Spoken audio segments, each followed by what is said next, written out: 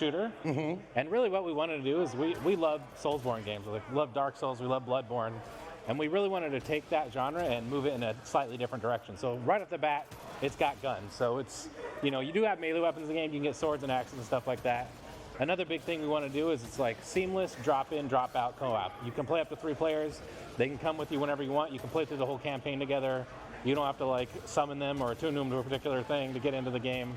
Really seamless, really easy. You said 3. Yeah, 3. 4 was too many. It kind of ruined the pacing of the game, so we capped it at 3. I like that. I like that you tried all the options first. I'm glad you said that right out the gate, because it'd be hard to not compare it to games that came before it, like the Soulsborne games. And that is one of the first things that was said with my group of friends was, this looks like a Souls game, but with guns. And I'm glad you're kind of leaning in on that, because those are great games, and this looks like a great game. Yeah. Sorry, a question right off that is, Soulsborne, we're used to melee weapons, adding guns. How did you keep that Soulsborne feel? I think for us it has a lot to do with the pacing in the game, right? Like, you're not going in and just shooting everything willy-nilly. It's not a run and gun game. It's definitely more deliberate. You have to pay attention. You got to learn enemy behaviors. You got to pay attention to the environment. And I think that's what really made the Soulsborne games great, is that you really had to think about what you were doing, and there was an earnest challenge there to compete to mastering the game, and we wanted to give that same feeling but with guns. Now, when we're talking backstage about, there's something special about the level design of the game. Can you go into that a little bit? Yeah, so one of the really cool things about the game is that it's all dynamically generated. So all the individual content's handcrafted, like the boss fights, the quests, the NPCs, but our system stitches it all together for you. So if you played the game, you might fight a dragon or meet a crazy old dude in a helicopter. You might play the game and talk to a weird sentient tree and then fight a giant tree ant. And you would come to work the next day and go, hey, did you play Remnant? You're like, yeah, I did this and this and this. You're like, wow, I did none of that. I actually did this and this and this. And that's a really cool part of the game, because A, it makes you want to play the game again. Yeah. And B, you can actually jump into your friends' worlds to see the content in their world and get different parts of the game. Yeah, that's really cool, because I watch a lot of speedrunners and that kind of thing. And one of the things that are akin to do is called randomization. They do randomizers and stuff like that. But this game does it for you. Yeah, and I think it'll be cool because you'll be watching the game stream and you'll be like, wait, like this boss right here, you'll be like, I've never seen that boss before. What the heck is that? And you might want to jump in and play the game, because you're going to see content through other people playing the game that you've never even experienced, even if you beat the game and actually play through the whole story.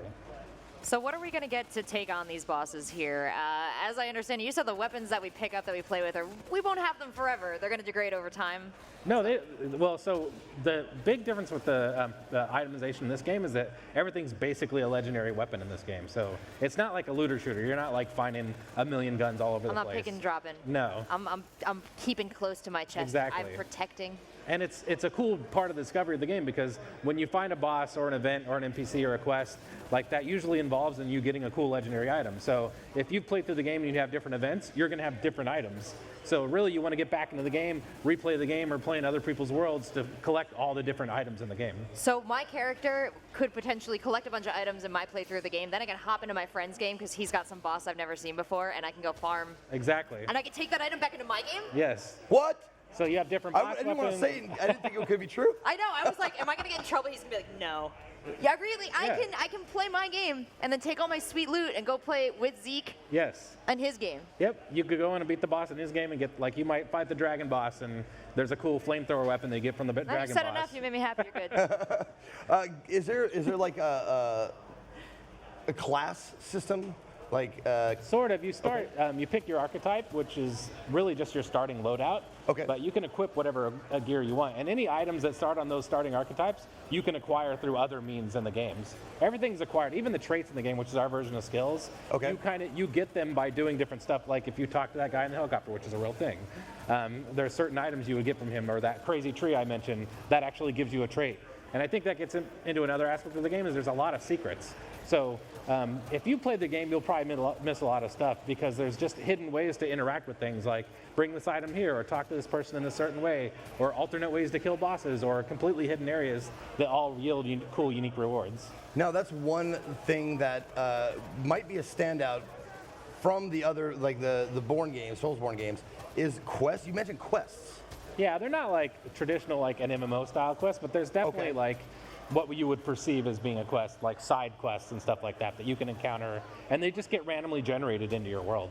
Well, I like, what do you mean? Like, what kind of quest? Like, are there quest givers, or it's just like you like? How do you pick up the quest how do line? you know that you have a quest? Sometimes there's a quest giver. Sometimes you just run into it. Like there's Okay. one quest where you go into the dungeon and there's these weird root altar things, and you can kill them all and you get to the end and there's a weird NPC there that's worships the root. Okay. And there's actually multiple ways to beat that quest. You can destroy the altars. You could side with the priest.